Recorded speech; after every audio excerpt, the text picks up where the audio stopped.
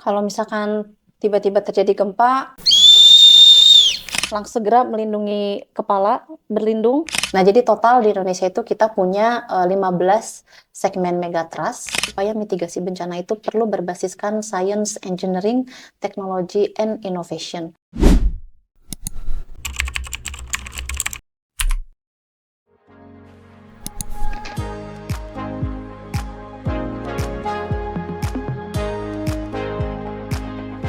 BRIN Talk Show, inspirasi riset dan inovasi.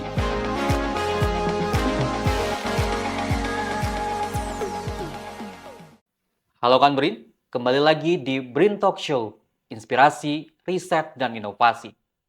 Telah hadir di tengah kita, pakar kegempaan dari Pusat Riset Kebencanaan Geologi BRIN, Dr. Aini Rahma Hanifah, yang membahas tentang megatrust. Mbak Rama, kan isu megatrust kembali mencuat. Bisa disampaikan seperti apa potensinya?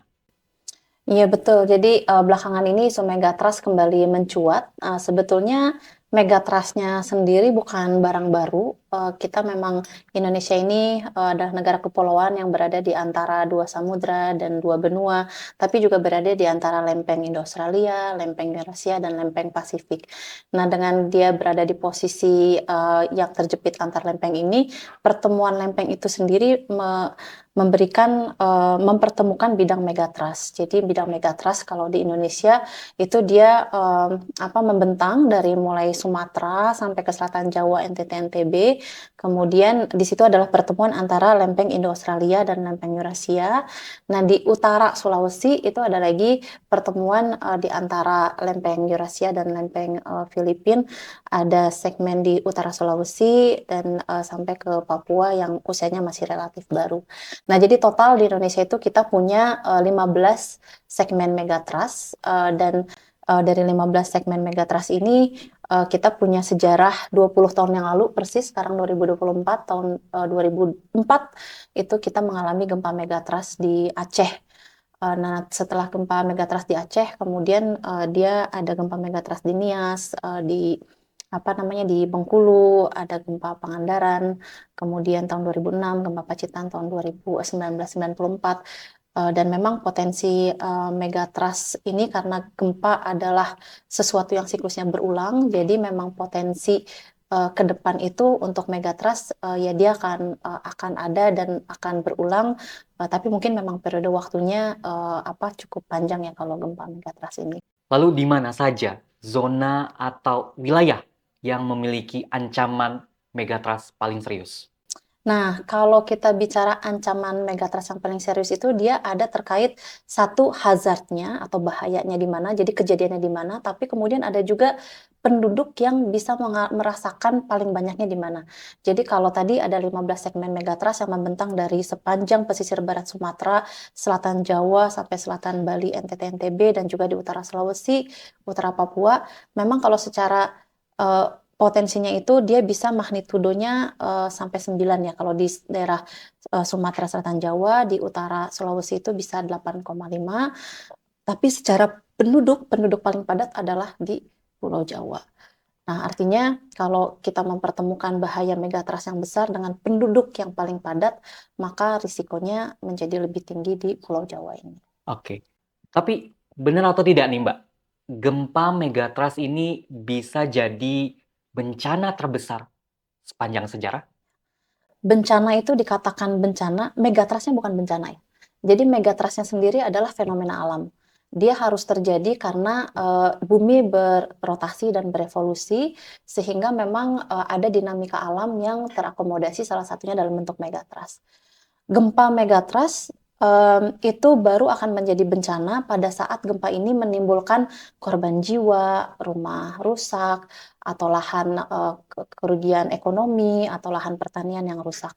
Nah, sehingga apabila penduduk yang tinggal di daerah zona megatrust ini tidak mampu beradaptasi terhadap, bahaya gempa megatrust, maka itu bisa menjadi bencana. Kenapa kemudian dikatakan bisa menjadi bencana yang besar? Karena Jawa populasinya sangat besar, pertumbuhan ekonominya juga paling besar di Indonesia. Jadi pada saat ketika penduduk Jawa tidak bisa mengantisipasi gempa megatrust dan secara perekonomian belum mengintegrasikan adaptasi mitigasi gempa terhadap pembangunan, maka itu bisa menjadi bencana yang besar. Tetapi pada saat penduduk kita bisa beradaptasi, bisa melakukan upaya mitigasi, pemerintah kita sudah mengadopsi pembangunan berbasiskan mitigasi, maka insya Allah tidak menjadi bencana yang besar. Oke, Mbak Rama, boleh di-reveal dong. Apakah kita sudah siap menghadapi gempa megatrust? Nah, itu pertanyaan yang sangat tricky. Mungkin kita bisa merefleksikan ke diri kita sendiri ya. Kita kalau misalkan ada gempa, siap nggak ya? Contoh konkretnya nih, kalau gempa terjadi saat ini juga, kira-kira kita merasa siap atau enggak? Mungkin sebagian besar dari kita akan merasa gundah dan resah karena mungkin pertanyaan pertama di kita adalah gempa megatrust itu kalau kita bicara gempa ya, gempa itu korban terbesarnya karena apa namanya kepanikan, tapi juga karena banyak kasus saat terjadi gempa itu bangunan runtuh. Nah, kita mungkin tidak punya security bahwa bangunan yang kita tempati itu tidak akan runtuh. Beda sama kalau saya waktu kuliah di Jepang dan kita ke Jepang itu, semua bangunan di Jepang sudah dibangun berdasarkan kode bangunan terakhir. Jadi kita punya security bahwa oh kita ada terjadi gempa, tapi kita yakin dengan bangunannya. Nah, kita di Indonesia mungkin nggak merasa yakin dengan bangunan atau hunian yang kita tempati ya, sehingga mungkin satu kita tidak punya insecurity terhadap bangunan, yang kedua kita juga panik gitu. Ini panik duluan, over sebenarnya yang sebetulnya paniknya bisa direduksi.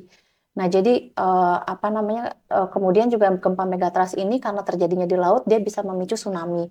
Nah, mungkin juga tsunami, image kita tsunami yang seperti Aceh dan memang mungkin bisa terjadi seperti itu. Kita akan merasa panik kalau kita tidak tahu kemudian harus melakukan apa. Jadi kita perlu mengedukasi diri sendiri nih kalau misalkan terjadi gempa, oke nih supaya bangunannya nggak runtuh, kita memperkuat bangunannya. Kalau misalkan nanti terjadi tsunami, berarti kita juga harus mengerti kalau terjadi tsunami kita harus evakuasi kemana, waktu yang kita punya berapa lama untuk bisa evakuasi, kemudian ke tempat mana nanti kita perlu melakukan evakuasi. Nah, insya Allah itu bisa mengurangi kepanikan dan juga kita akan merasa lebih siap dalam menghadapi apa gempa megatrust ini. Kalau secara jujur sih kayaknya kita masih punya banyak PR untuk meningkatkan kesiapan kita ini ya. Oke, lalu bisakah dengan riset dan teknologi mencegah dampak dahsyatnya gempa megatrust? Sangat bisa. Jadi memang kita perlu sangat memperkuat riset, inovasi, teknologi untuk kemudian kita melakukan upaya mitigasi bencana dan itu juga yang kemudian diadvokasikan bahwa upaya mitigasi bencana itu perlu berbasiskan science, engineering, technology, and innovation. Kenapa? Karena sebetulnya apa sih yang menjadi penyebab banyak korban jiwa? Misalkan bagaimana caranya kita membangun rumah yang bisa lebih tahan gempa tanpa merubuhkan bangunannya? Itu juga aspek riset. Di mana saja potensi itu bisa terjadi, itu aspek riset. Bagaimana kita mengembangkan peringatan dini, itu juga aspek riset dan teknologi itu justru masuk di situ teknologi untuk membangun rumah tahan gempa, teknologi peringatan dini, gimana supaya bisa cepat tersampaikan dan bisa diakses oleh masyarakat, gimana kita bisa menciptakan inovasi-inovasi baik secara teknologi, secara rekayasa maupun secara metodologi pendekatan, termasuk inovasi dalam science communication misalkan. Tidak hanya tentunya ada inovasi dalam hal apa sistem pemantauan, sensor dan teknologi, tapi aspek science, teknologi, innovationnya dalam penanganan risiko bencana itu sangat banyak sekali, apalagi teknologi sekarang udah di genggaman tangan kita ya. Makanya kita sangat mendorong lebih banyak riset dan inovasi yang bisa dikembangkan, terutama melibatkan anak-anak muda yang memang dekat dengan teknologi itu sendiri. Dan terkait mitigasinya nih, Mbak Rama, bagaimana model mitigasi yang mungkin sudah dilakukan atau dikaji? Nah, model mitigasi ini kalau kita bicara mitigasi bencana dia ada 4 fase. Ada fase sebelum terjadi bencana atau prabencana, ada fase kesiapsiagaan sebelum bencananya, ada saat terjadi bencana, dan setelah itu proses rehabilitasi rekonstruksi dan build back better kita menamakannya. Model mitigasi mitigasi ini juga dilakukan oleh beberapa pemangku kepentingan yaitu beberapa stakeholder. Tentunya pertama oleh diri kita sendiri, kemudian oleh keluarga kita, oleh sekolah, oleh pemerintah, sehingga memang model mitigasi ini perlu ada di setiap lini kehidupan sebetulnya. Dari pemerintah mungkin sudah ada beberapa regulasi, SOP, science advokasi yang kemudian dilakukan.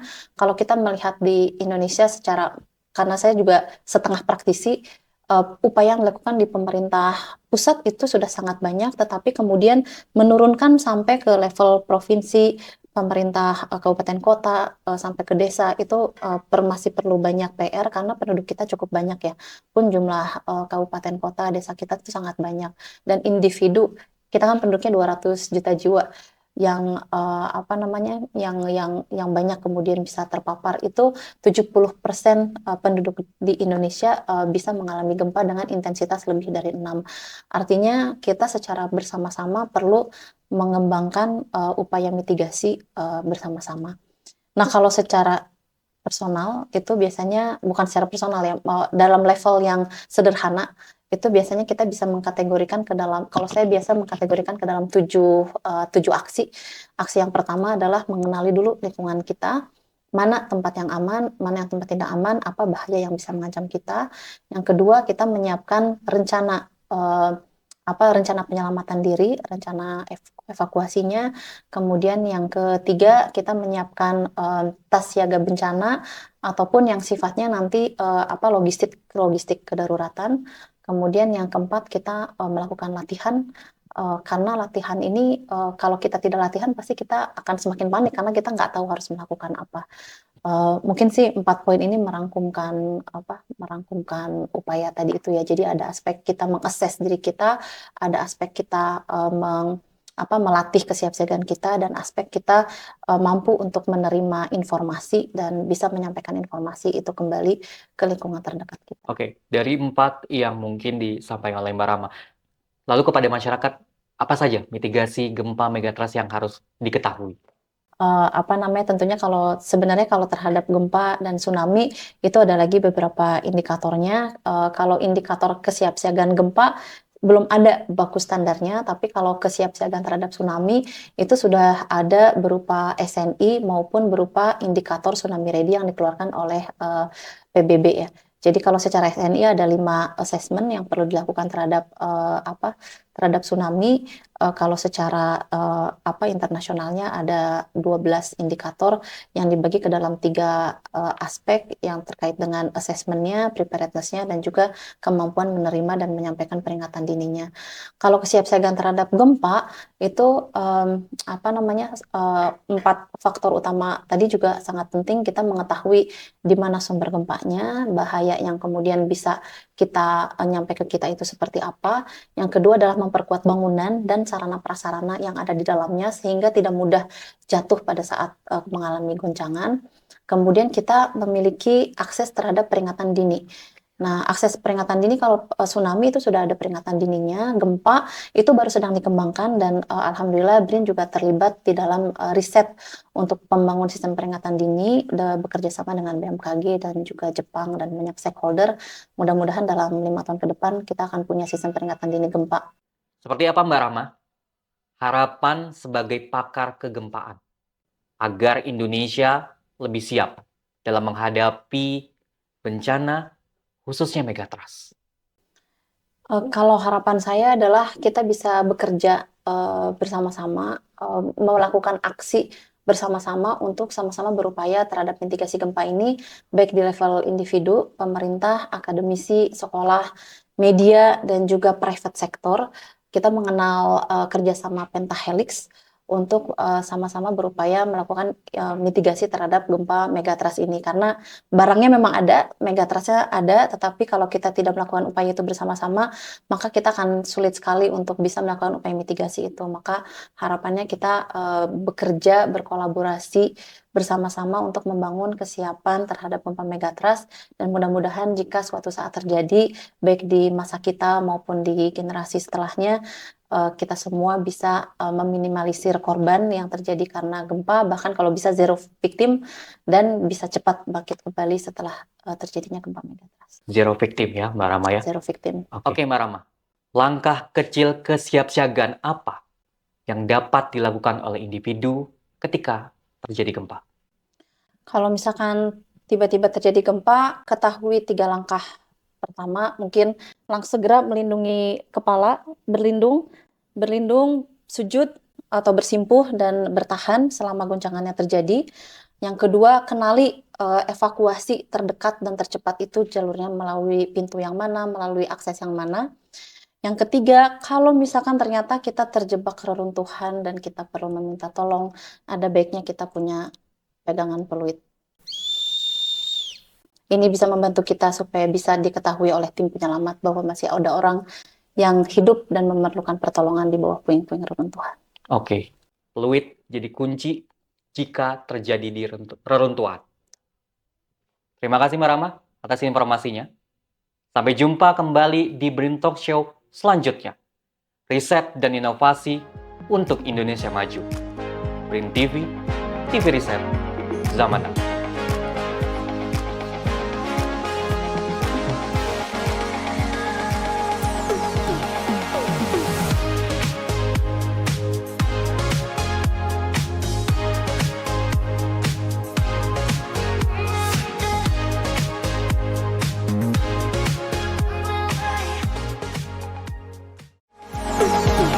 Brin TV, TV Riset zaman now.